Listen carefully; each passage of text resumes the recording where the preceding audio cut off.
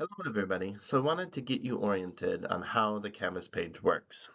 For this course, how it kind of works is you basically work from top down. Okay, so the most important thing in this course is the syllabus. So when you click on that, you'll see that it'll come up and it pretty much has everything that we need on this course. How the grading works, how what points are for everything, how the grading scheme works.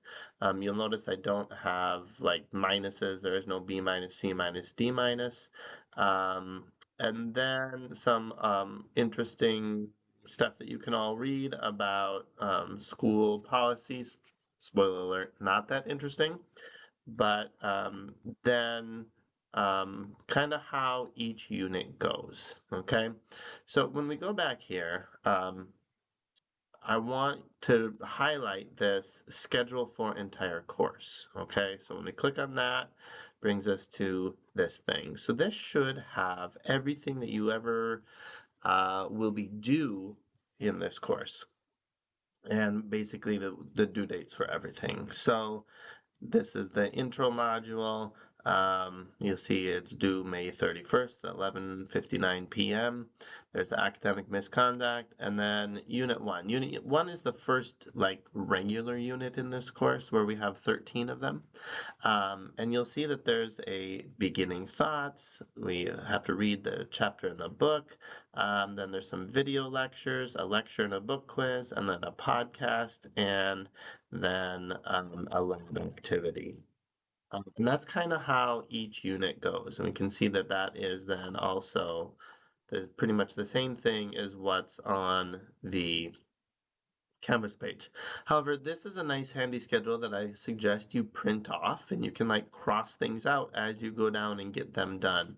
Have that next to your workspace so that you can get everything figured out. So what I will say is that be aware of like the times of the podcasts. There's only well, for the normal units, there's nothing timed per se, other than getting it done by the due date. Here we have May 31st at 11:59 p.m. But um, the podcast will range from just 10 minutes to up to 60 minutes for the longer ones. So be aware of that.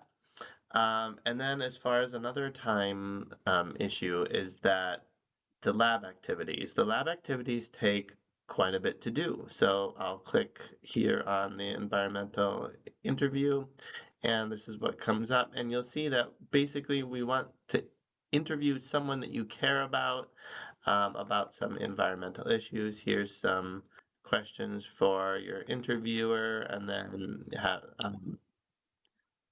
you have make some questions, and what this is to say is that um, some of the units, especially the activities, like there's a scientific method video post, you really can't get those done the day before or the day of the assignment due date. So please, like what I would do when you start a new unit is orient yourself to figure out like what you need to do, and because some of them will take several hours to do. They're meant to replace a lab activity that is 2 to 3 hours during like an in-person class. So be aware that these lab activities can take quite a bit of time.